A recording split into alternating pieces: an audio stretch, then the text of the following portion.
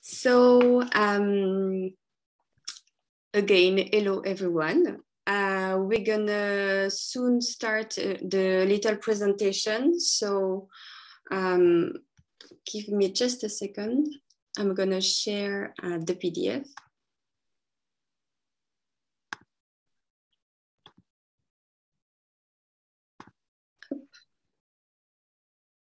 So tell me if it's fine. You see well the PDF?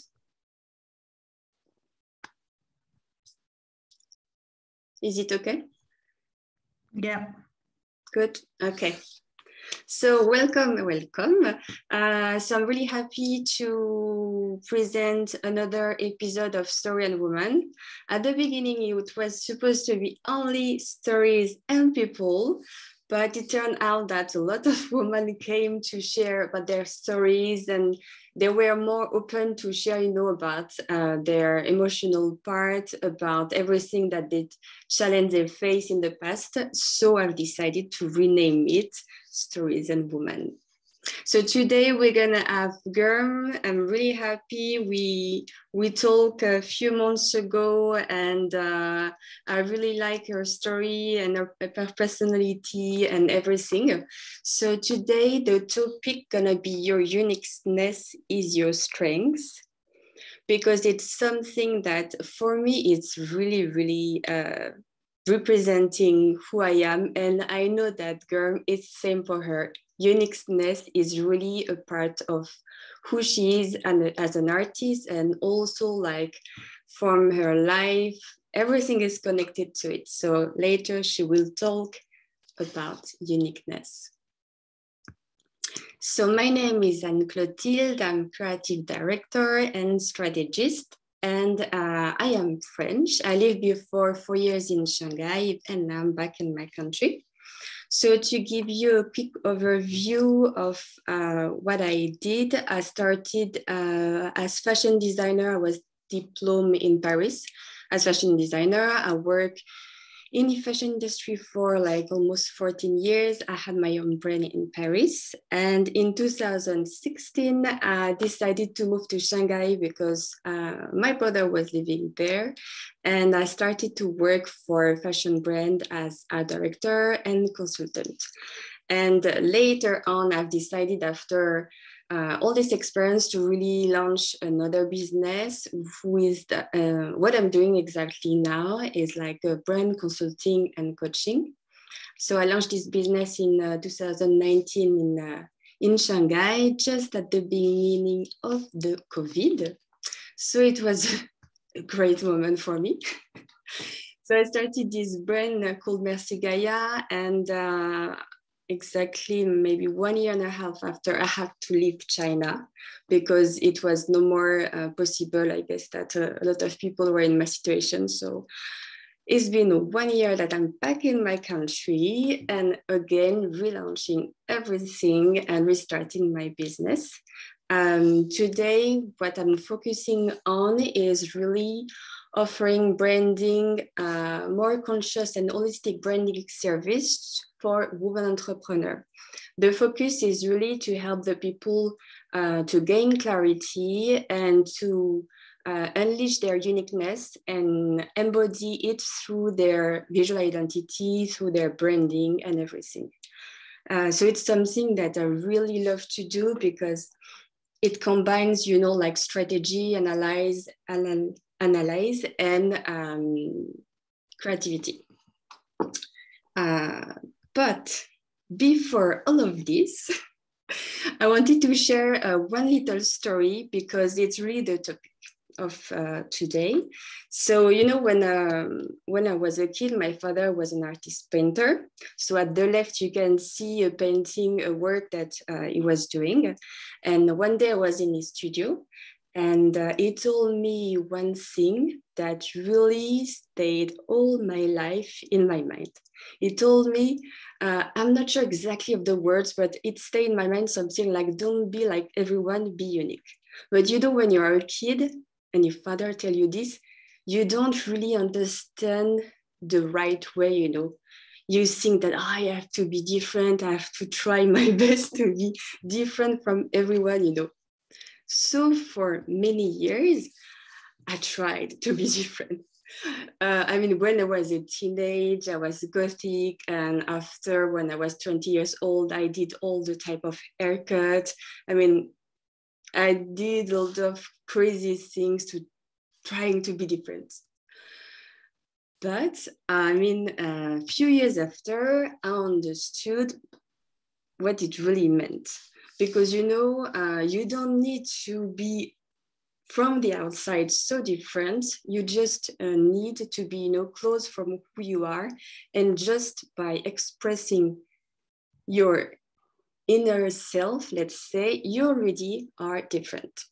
So it took me many years to, you know, arrive at this point, to not needing to show too much and express like crazy look and everything, but just show who I was as a person.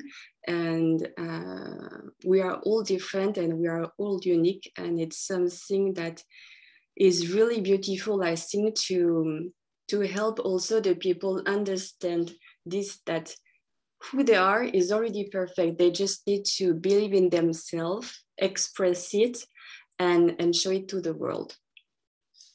So this is for my little introduction. And now we're gonna have one little introduction of Germ. So it's your turn. So when you want, I turn the page, you just tell me, okay? Okay, can you turn the page to the world? Yeah. Okay, so hi everyone, I'm Germ. Let me just start by, when Anne asked me to introduce myself and give a visual, this image I felt was the perfect representation of who I am, because I'm originally from India, and but I spent 22 years in China. I grew up here, studied in international schools and universities. So I think of myself as a world citizen, like not from a particular place or country. For me, everywhere is home. And all cultures, all histories, all stories inspire me. And so I feel like, because I'm a world citizen, my art is also from the world, inspired by a lot of different places. So when I saw this image of the world on the hands, I thought it was a perfect representation, because I'm also an artist, and like myself, my art is also from the world. So yeah, that's my little introduction. Nice. And maybe we can just have a quick view before we start to your work. Like this, you can quickly present what you do and who you are as an artist. Yeah. So this, when I created this work, I will get to the story of the work later, but this work was a full circle moment for me, because I created these when I started my art journey, when art was just a hobby. So 2015, 2016 was when I originally created this, but then I revamped and revamped these this year in 2021. So my work is mostly, I'm fascinated with patterns. So exploring the simplest lines and shapes and colors and different ways of combining them. But now I've also recently started to incorporate objects with patterns and more realistic things. But my main thing is still patterns like these. Cool. Yeah. Okay, so if you want, we're gonna start to talk a little bit during the interview together. Sure. Cool. So I'm gonna take my little question. So so today really the topic is, as we told before, is to explain from your perspective what is uniqueness and why do you think it's something really important for your life, and how you turn because I know that when we are different, first we need to understand that it's not a weakness, but it's a strength. And it takes sometimes many, many years to change this, you know, in our mindset. So how we turn from weakness to strength, and how also it will impact your life. So to start with, I wanted to ask you one question, like what are for you the 3 key values that really represent who you are as a person and also as an artist? Okay, 3 key values. For me, first of all, I'm like a family person and like friend person. So for me, it's relationships and connections and maintaining those and being close with people, because in today's world, I feel like this is as both a person and artist. I feel like while technology is a good thing, I also feel like it doesn't have the value of like handmade things, you know? So like my art is mostly all handmade, and like I don't prefer the digital way. So for me, it's maintaining that close connection. Even through technology, I feel like it's brought us closer, especially this year with like all the distance and time differences. So well, number 1 is like relationships and family and friends. And the second one is the power of prayer and gratitude and just being thankful for the simple things. And praying not only like in the difficult times, like, oh, please help me solve this problem, or, you know, Yeah, I know. I'm in the darkness and, you know, or please help someone who is sick become healthy. I mean, that's great. I mean, I do that every day, but also like, thank you for the good times, and, you know, thank you for me being happy and me living my dream, or, you know, thank you for all the happy times too. So just like gratitude for the simple things. And number 3, of course, just creativity, because I'm an artist. So for me, like art, not just like the drawing and painting I do, but also writing or reading or music or dance or any type of art. For me, that's the key value, because I feel like for me, it's therapeutic. So I can be having the best day ever or the worst day ever or just a normal average day. It can be anything, but for me, it helps me let out my emotions. So, and it also brings a smile to other people's face. So yeah, those are my 3 key values. Nice. And what I would like that you talk about is really the story from Uniqueness, you know, like when you were a kid, how did you felt? What happened in this past, you know, that really change and make who you are as a person today? Like, is there, for example, one little story that you can share that can explain a little bit this journey? Yeah, sure. So I didn't want to be an artist. Like I had no clue. Like, you know, people have dreams like when I grow up, I will be this. I had no intention of being an artist, or like I didn't even like art or enjoy art, because in art classes, you know, you have the syllabus and teachers are very specific, like draw a face, or, you know, see that river and draw that exactly. And I used to struggle with that, and my teachers and classmates wouldn't understand. So this is in elementary school I'm talking about. So I wanted to avoid all the art classes. And I didn't think of myself as, yeah. At this moment, you wanted more to express your own vision of art, and you were blocked during the class because you have to do like more technical or more classic art, right?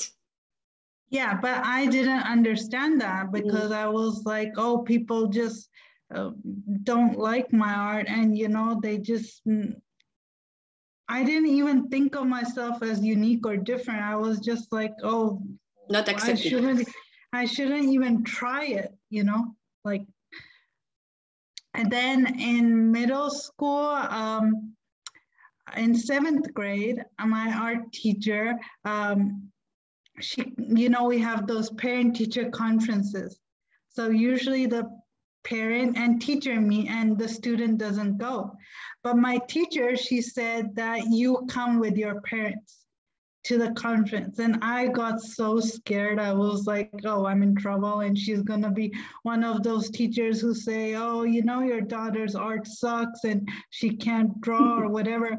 But I went there and they said to my parents and to me that, you know, your daughter has a really unique and special talent. And, you know, her art may be different, but that doesn't mean it's bad. It's just another way to look at it. And art doesn't have to be one particular way, like everyone can draw differently. And that really changed my mindset. I was like, oh, so different doesn't mean bad, it means special. And it means unique. So that's how I got into my uniqueness. And it became like, oh, let me just try and see what I can do with this. And that's how I started developing my style throughout middle and high school. But when it came to the university decision, I wasn't confident enough. I was like, oh, you know, it's just a hobby. I'm not gonna like study it or make it into a career. It's just something I can do on the side, like in my free time. And I did my bachelor's in communication. But as I was studying, I mean, I loved communication. I was doing really good at it. And I was like, yeah, this can be a career path in the future. But as I was studying, I feel sketchbook after sketchbook and after sketchbook, and it just kept growing and growing. So it became more than a hobby. So then I was really confused about which way I should go. Like, should I do communication or should I do art? So I took a gap year, and first thing I did was share my art on social media, because that was also like very, very challenging, because till now I hadn't shared it with the world and I was afraid of the reaction. Like, would people like it, or would they just say it's not good, or they don't understand, and how would they react?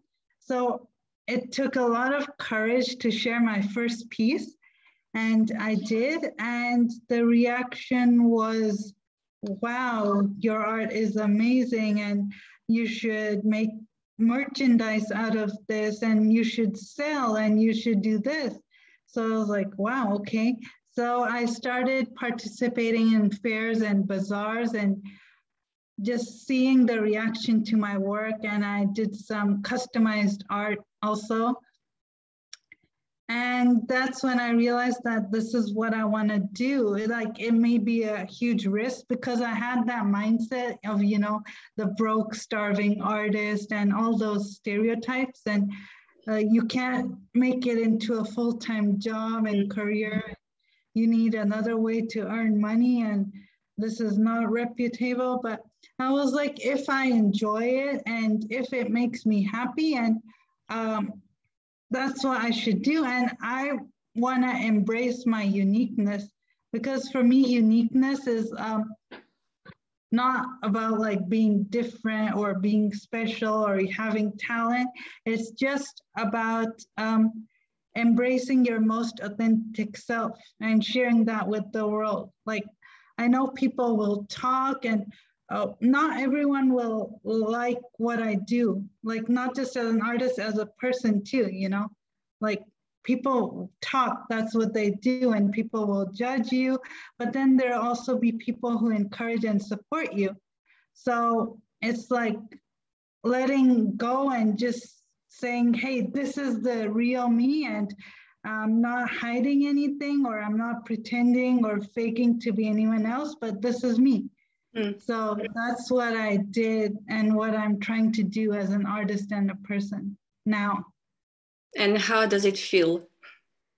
It feels great. It feels amazing because now, like before, I really used to think like the criticism, of course, hurts.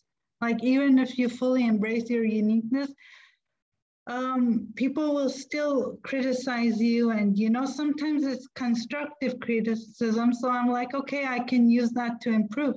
And sometimes it's very hurtful criticism, Mm. and some and now it doesn't affect me. Like it took years to learn, but now I'm like, even if I'm the only person who likes my art and no one else in the world does, it won't affect me because I'm happy doing what, and it's what I love. So why should I care about what people think? And the Mm. support really means a lot too. So there's that positive side. Nice. Really, it's beautiful because I totally understand where do you come from to arrive at the situation you are now, because it's already, I mean, it's difficult when we are young and that we are not accepted in a way because we don't do this, we don't follow the same path than everyone. So at this age, it's really can make you doubt a lot. And it's really when we are getting older that we really understood that this spice is so great, because this only way where we can be happy, because we will be true to ourselves, as you say, and trying to follow the path of someone else of what we should do to be happy or to be rich or whatever, it will never bring us fulfillment. And yeah, like it's to be close to who we are, it's the best solution, but it's also very difficult. I mean, it Yeah. takes as you say, like many years to I don't know how we can say it, but like to clean all the things around, to go to the essence of who we are as a person, to be able to accept this also, because before to express it, we need to see what's inside of us and to accept it, and to say, okay, I'm like this. I'm not perfect. I'm not the most beautiful, the most smart, the whatever, but I am who I am, and I'm okay with it. And after to express it to the world with confidence and all these type of things, it's really something really worthy, but also really difficult, I will say, Yeah. because it's Yeah. really like self-development journey on the path of authenticity, all these type of things. And it's not just about like like the positive side, like I'm special and this makes me happy and this is what I love and I should do that. It's also like like you said, I'm not Dark perfect, so side. I also have a dark side. Like I also can have like that negative bad side, which and those are difficult conversations too, right? Like, hi, I'm Gurm, but I'm not perfect. I also have like bad days and I also have negative thoughts. And so that embracing that side too with the Mm. positive. Yeah, and it's really when, as you say, when we reconcile ourselves with our shadow side, that we can Yeah. fully accept who we are as a person. Yeah. So, for example, I wanted to ask you, with this uniqueness and with the identity that you had, what was the most challenging time that you faced, when you were trying to be yourself, but it was tough, beside maybe the time when you were young?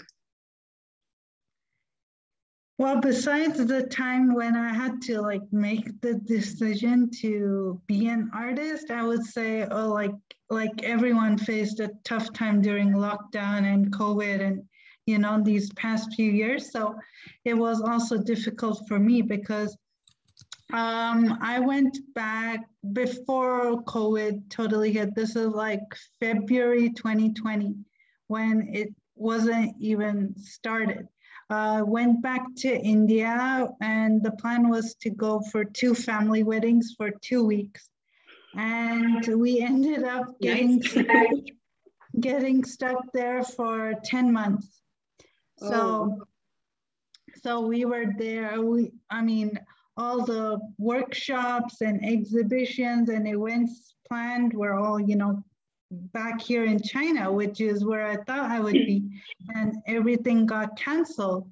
And I was stuck in my ancestral home. So I live in the northern part of India in a city called Amritsar in Punjab. So I was stuck there in my family home with my family. So it's a 100-year-old house, and it's a lot of passed down from the generations. So a lot of family history and memories and stories. And it was tough there. And it was also like I faced reverse culture shock, if I can say that, because I only visited there every summer usually, like for at most 2 months. And now we were stuck there for 10 months. So that's when I created the lockdown collection. And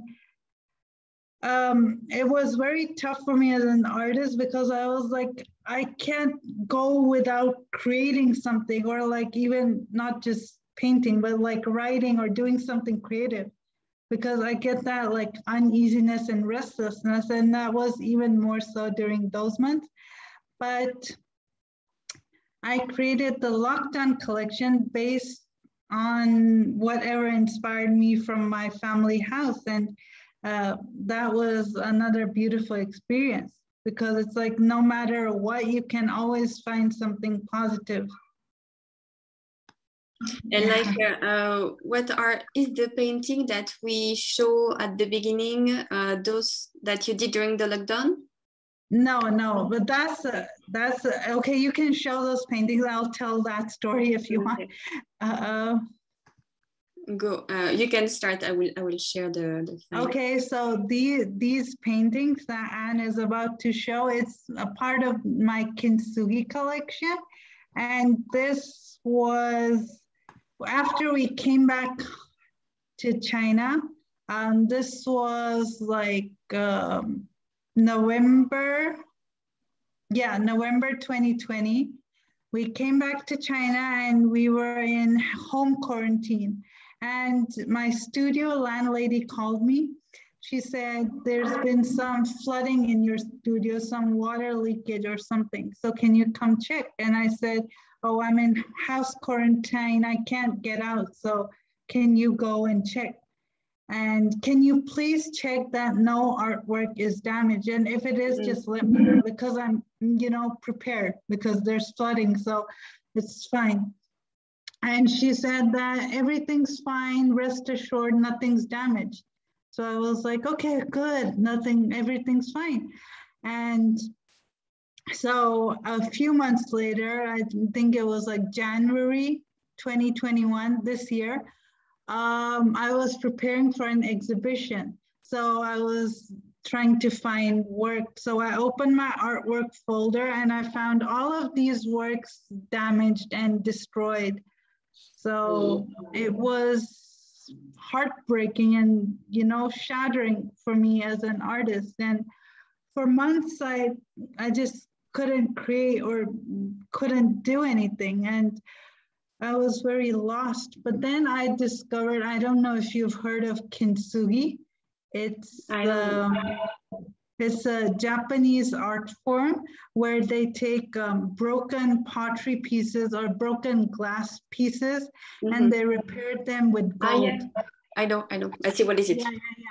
Yeah. So I was like, oh, that's very interesting that they embrace the flaws and imperfections of the broken and take the broken and turn it into something even more beautiful. It's like the essence is still there of what is created, but it's just fixed with gold to show that it's okay to be imperfect. And that really resonated with me. And I was like, oh, these are destroyed, but that doesn't mean they can't be fixed.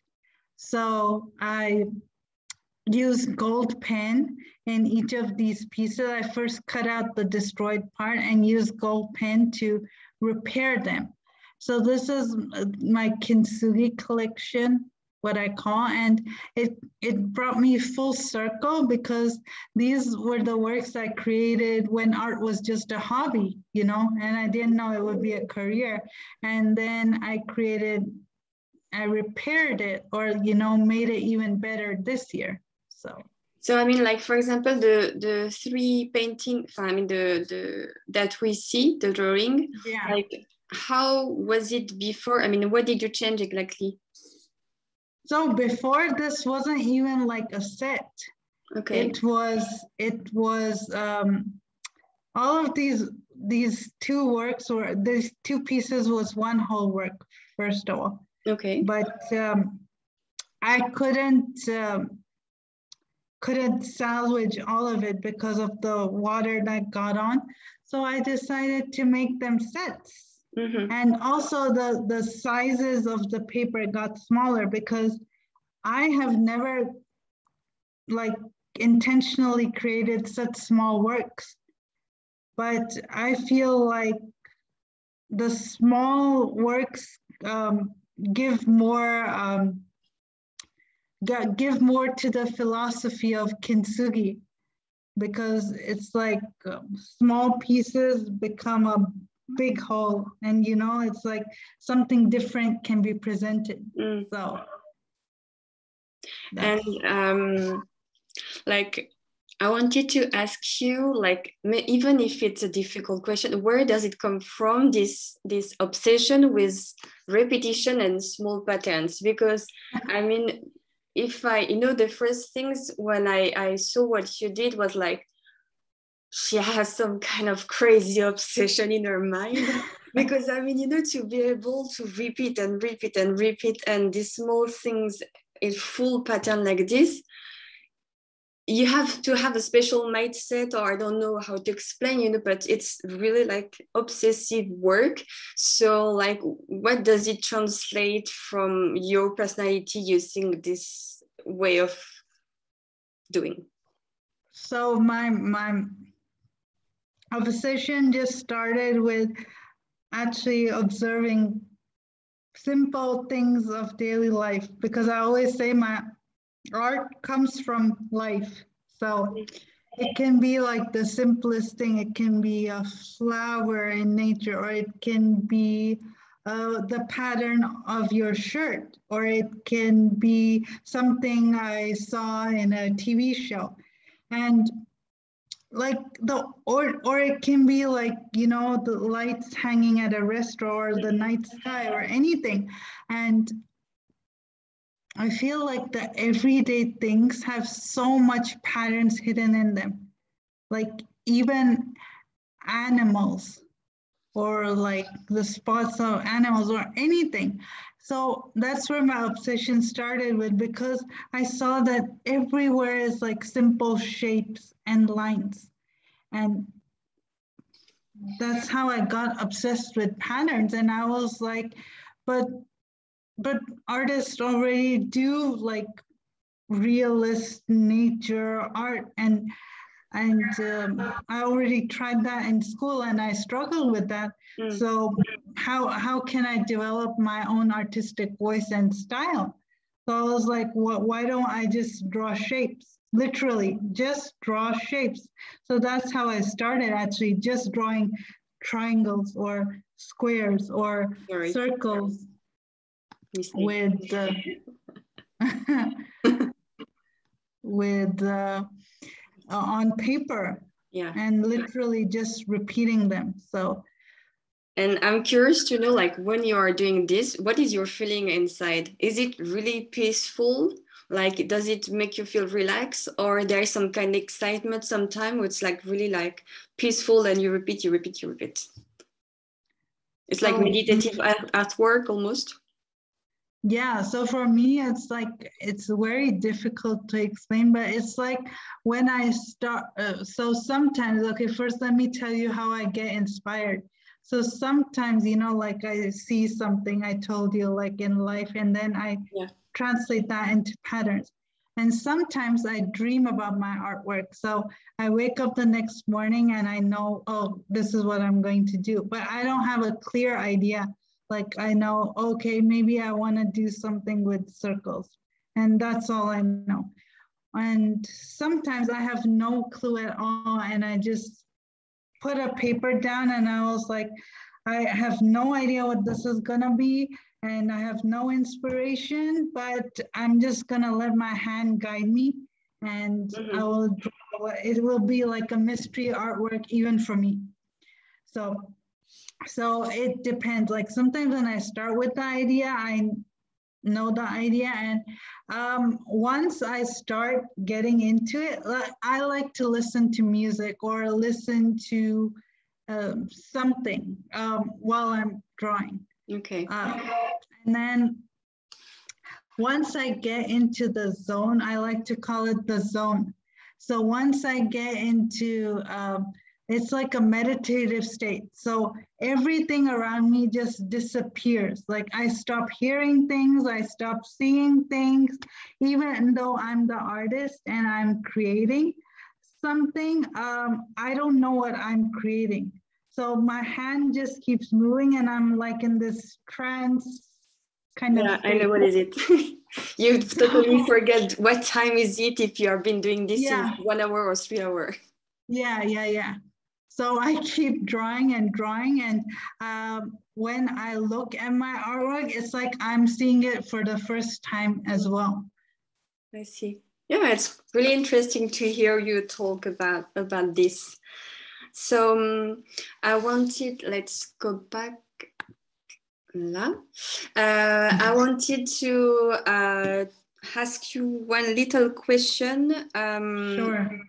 It was, like, because for example, there are people that are maybe in a situation where they are in the, in between two big moments of their life, because they don't fully embody who they want, and also they want to move forward to something that they think it will make them more happy, but they are afraid, because like before to jump, sometimes we are all afraid, we are doubting and everything.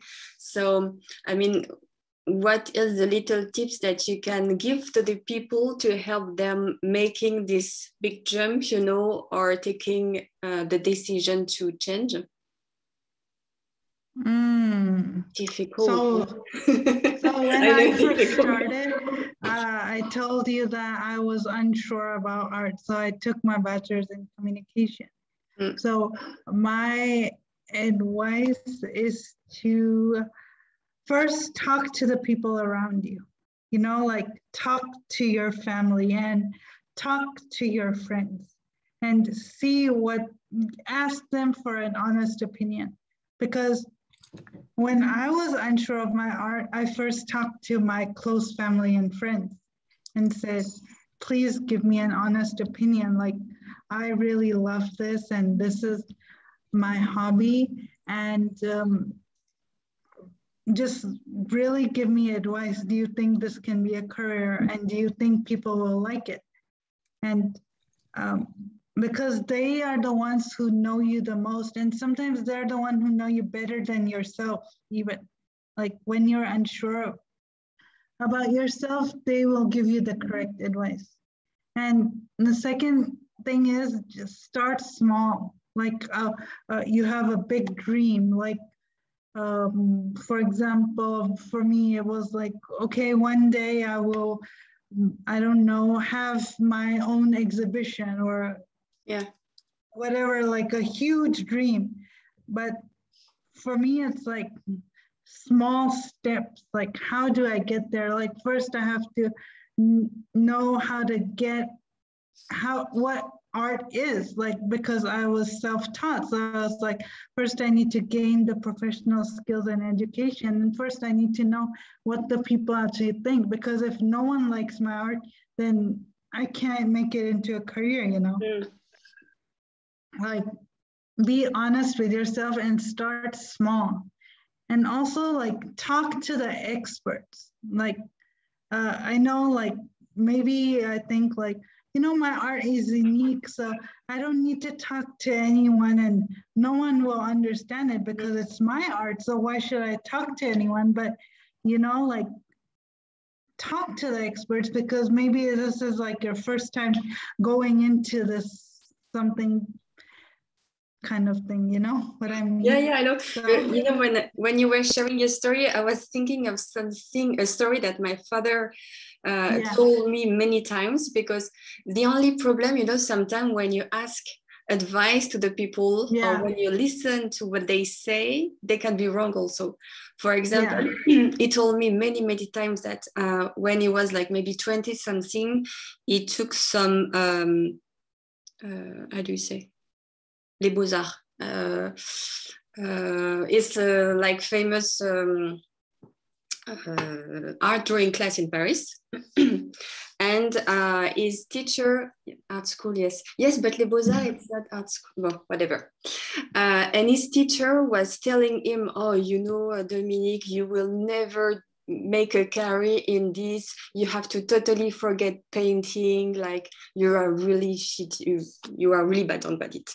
And if he had, you know, listened to the expert at this time, he will not have followed his career, and he spent all his life, you know, like working as an artist painter and was really successful.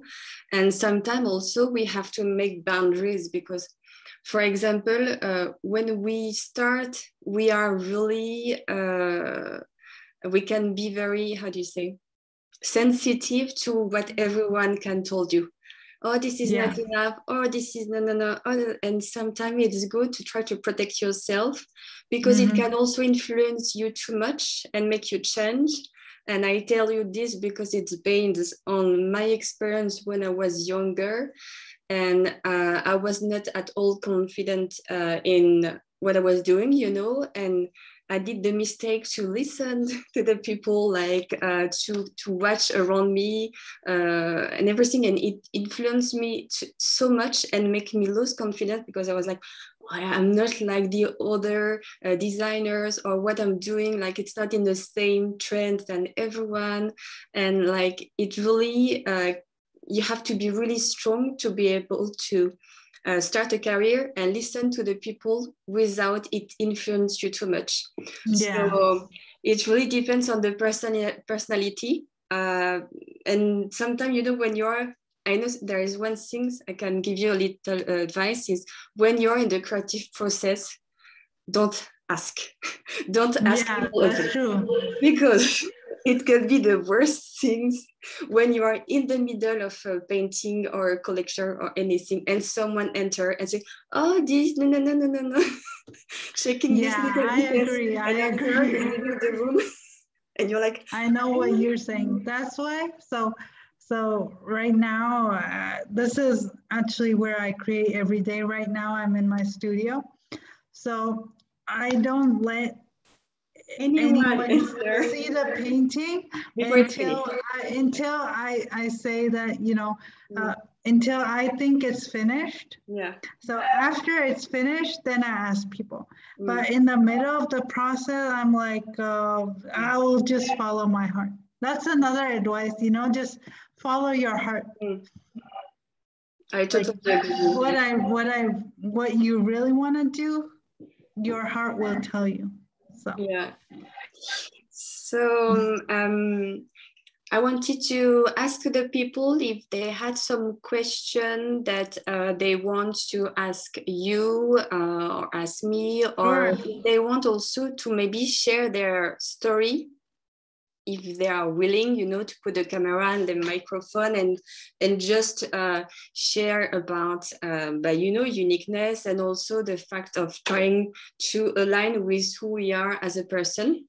They can do it freely, and if they prefer to just send some question in the chat, they can also. It's totally fine. So let me see. So I'm checking if I had another question I wanted to ask you. No, I think it's nice. I have a question, if you don't mind. Yes, I'm Fabi. I'm in Guangzhou right now, so I'm very, very grateful for your story and the sharing. I totally believe in sharing about each other's, and that way we inspire one another. So thank you very much, and I loved hearing about your art and how it has grown and everything it has helped you with. I would like to ask, so you had mentioned you're in your art studio right now, right? Yes. How often do you have exhibitions, or what is it that you do on a daily? Is this like your full-time job right at the moment? Just like to know more of like an entrepreneur style journey as well with your art. Okay, so this is my full-time job at the moment. So I create and I try to create every day and sell artworks. And all these works are for sale, by the way.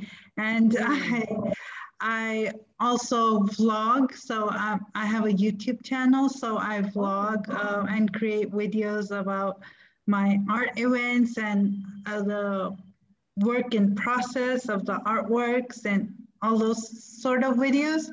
And I exhibit. I'm not sure how often, because for this year, I think I've had around 3 or 4 exhibitions this year. But yeah, for right now,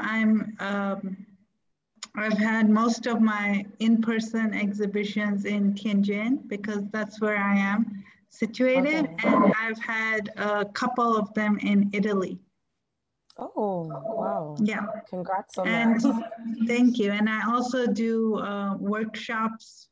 So like workshops with kids or with universities, or just like tours, personal tours, studio tours, exhibition tours, that sort of thing. All right. And do you have a team, or is it basically on your own? It's just me for now. It's the one woman show for now. Yeah. Great. Thank you very much. My pleasure. Thank you, Fabiola. And you don't have a team, but you have the support of all your friends and your family. And my family, yes. That's really like a team. Yeah. Yes, I do have an agent. So right now, the curator of my last exhibition was Aaron Eagles. He is in US right now, but he did everything with me online, and really grateful for him. And I'm looking forward to doing more exhibitions and work with him. Yes. And have you done like exhibition in Shanghai? But I guess that you did. No, I haven't. Not yet. You have to. I hope to expand to other cities like Beijing and Shanghai, but right now, because of the pandemic, it's a bit difficult, but hopefully. Nice. And like, do you have, I didn't ask you, do you have a web, beside, you have your WeChat channel on WeChat, but I mean, do you have a website? Sorry. I do. I can send it in the chat. Yeah, you can send like maybe your link where we can see your work if the people want to follow you. And my, hang on. Take your time. That's my Facebook, and that's my Insta. Okay. And you all know me from WeChat. So my WeChat ID is Gurm39.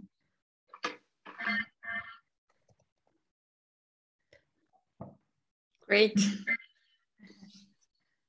Any other questions? Yeah, if like, yeah, thanks, Fabiola. Sure. Yeah, I'm sure you're gonna have a little talk with Fabiola later. Sure. So, yeah, I was really happy to have you today, you know, because as I told you, like I like your personality and I like what you embody, you know, and I don't know how to explain it, but it's just I feel connected with who you are, even if I'm not working as an artist, but from your journey and how do you feel sometimes. So I really feel connected with what you do, and I wanted to say congratulations to you, because like what you did is so many people wouldn't be able to be and to live as an artist, because people dream, you know, to be artists, but not a lot of people are really taking the effort and trying to make a life from it. And it's you can prove today to the people that also we can earn money from art. We can live from art, even if it's not like easy every day, but it's possible to earn money and to have a good life as an artist. Yeah, and thank you. Yeah, I agree, but also it's not always easy, you know, like I know. I want to just be honest here. Like, yes, I'm really loving my life and enjoying my life, but it's also a struggle. So it's not always easy, but I think if you really have the passion for it and love it, it's worth every step. So, yeah. Yeah, if you do something that you like, it's what really matters in life. After, even if it's difficult, if there's challenge, if like some days like you feel very bad or anything, it's really worth it, because you really are connected with who you are as a person, and you are doing what you want and you're happy with it. And even if you're not super rich, what really matters is to be happy, you know, and to feel fulfilled in your own life. Absolutely. Yeah, I agree, Amrita. Matters. Happiness matters more than money. Totally. Yeah. Okay. One last question or not? Oh, I wanted to ask to everyone. I have recorded this this live, but if you don't want that I share it later, you can just tell me. It's fine. If everyone is okay to have been recorded in a way, I will share the link to Germ and share it also online. Like this, for those who haven't joined us today, they will be able to see and to listen to the story of Germ. What is the way I spark my creativity? Ooh. Tough question. For me, yeah, I want to say that for me it comes naturally, but I know that that's not the answer. It's not the answer we want. For me, it's just, you know, sometimes I also get art blocks, you know, and for days I can't create. But for me, many people, like, I'm sure there are many people who think that, you know, you probably have like a competition with other artists, or, you know, like you see other artists and like you're jealous, oh, they're more successful or something. But for me, it's not competition, it's inspiration. So like I get inspiration from life, I get inspiration from my fellow artists. And I see other artists' works, and that's how my creativity gets sparked. Like that's the number one way my creativity gets sparked, is by seeing other people's work and having art conversations with fellow artists and fellow creators and people like you. So Yes. Thank you. And my pleasure. And also just flowing with it, you know, just keeping up, just making one mark. Like if I don't have any inspiration, right? And I feel like I'm an artist, but my creativity is all gone. And sometimes I get these thoughts, you know, it's natural, right? Like, why did I choose the art life if I get these art blocks and all my creativity is all gone? And what do? I just keep a piece of paper in front of me, or keep like a canvas in front of me, and pick up my pen or my brush and just make marks, just random marks, like no judgment. It's like my art brainstorming session. Like just clear my mind and close my eyes, and whatever comes in my mind, just get it all on paper. Maybe it's like a very childish, messy, nonsensical work, but just to get the creativity out, I just do it. So. And also, like, I think it's important to understand and acknowledge that we can't be creative every day. We can't have great ideas every day. It's something like when I was working as a fashion designer, we had to follow schedule and deadline and plannings. And it was really, really tough, because doing this job, you have to be creative every day. You can't have like one day where, okay, I'm less good, because you still have to produce. And what is really good as an artist is that you have the freedom to give yourself time of rest when you don't feel full of creativity, or if you feel okay, that's not a day to create, I do something else.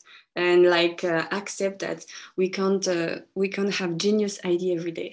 Maybe like 10% of the time we have one great idea, and 80% of the time we just have to work on this idea and try to make it better, you know.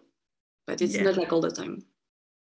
Yeah, because people just think, you know, art is just, I've had people come up to me and said like, well, what's art? Like, you're an artist? It's just like making marks on a page, and you know, like anyone can do that, and like that's not a job, or that's not like special. But they don't understand like how much patience it takes first to like get an idea, and how much courage it takes. Like, even if I'm alone in a studio, I'm still scared. Like, it's just me. No one is here with me. Like, no one has seen the work, or can say anything about the work, or can judge me or anything, right? It's just me alone. But even that part is scary. So it is tough. There are tough days. Yeah. Okay. If no one else has a question, I think we will close the talk. Sure. I was really happy again to have you. And next talk, I don't know for the moment who's going to be, that I'm sure is going to be another great, inspiring, conscious woman. So thank you, everyone. And thank you, Gurm, for sharing your story with me and with everyone. Thank you for inviting me. And it's so great to connect with you. And even though we haven't met in person, it feels like such a special connection. And thank you to everyone who joined in. And I hope that this talk helped all of you. Yeah, and feel free to contact Gurm if you want to talk with her. Yeah. Yeah, excuse me. Yeah. Yes. Hi. Hi. What an amazing session, Khushi. And thank you. And so proud to say that you have become an artist plus a life coach. What all nuggets of wisdom I took from you today. Proud of you, dear. Thank you. Thank you so much. Okay. Thank you. Thank you, Deepa. Thank you. So thank you, everyone. I'm going to close the video, and hope to see you another time for another story with another woman. Bye-bye. Thank you. Bye, Bye. everyone. Bye, everyone. Bye-bye.